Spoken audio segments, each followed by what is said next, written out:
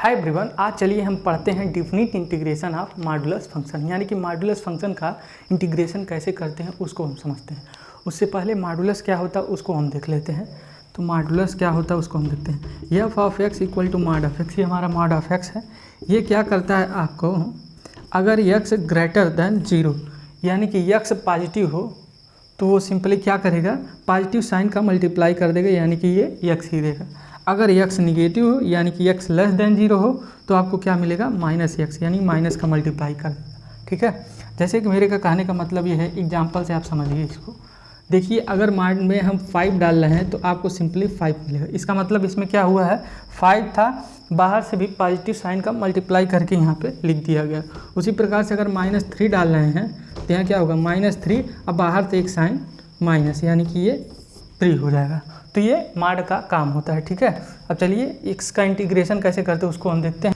अब देखिए इसका इंटीग्रेशन करने के लिए पहले इसको हम डिफाइन कर लेते हैं, x -2, ठीक। उसके बाद से ये हो गया हमारा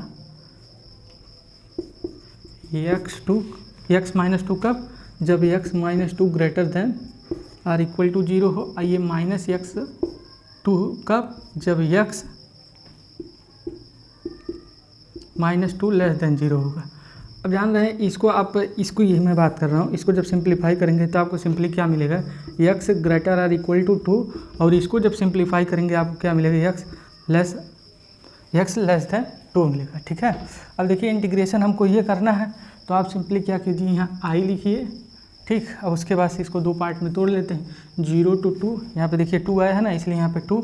उसके बाद से यहाँ मॉड ऑफ x -2 dx, और उसके बाद से +2 to 3 यहाँ पे x -2 dx।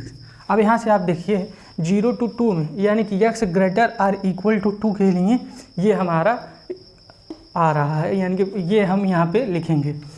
जबकि यहाँ पे हमारा क्या है, 0 to 2, यानी कि x लेस देन 2 के लिए हमारा ये आ रहा है, ये 0 to 2 आ रहा है। तो यानी कि ये इस वाले रेंज में लाई कर रहा है, तो इसीलिए हम यहाँ पे क्या लिखेंगे, -x -2, इसका इंटीग्रेशन 0 to 2, इसको सही से लिखते हैं। देखिए 0 to 2 ये हो जाएगा -x -2 यहाँ पे dx, ये हो गया। अब देखिए ये 2 to 3 यानी कि इस वाले रेंज में लाई करता है, तो ये वाला लिखेंगे इसमें, तो यहाँ पे +2 to 3, और यहाँ पे आपका क्या हो जाएगा, x -2 यहाँ पे dx। अब सिंपली क्या करना है, सिंपल इंटीग्रेशन बन गया है। अब इसको इंटीग्रेट कर देते हैं तो इसका इंटीग्रेशन आपको मिलेगा x²/2, यहाँ माइनस लगा दीजिएगा, ये 2x, अब कहाँ से कहाँ तक, 0 से 2। अब यहाँ से x² / 2 - 2x, कहाँ से कहाँ तक, 2 to 3। ठीक है, अब देखिए इसको, अब देखिए यहाँ पे लिमिट रखेंगे आपको, तो यहाँ क्या मिलेगा, 2 to 4, यहाँ 4 हो जाएगा, फिर 2 से भाग देंगे आपको 2 मिलेगा, यहाँ 4 हो जाएगा, -2 माइनस यहाँ पे, तो आपको ये +2 मिलेगा। ठीक है, और 0 रखेंगे तो पूरा 0 हो जाएगा, उसमें कोई दिक्कत ही नहीं।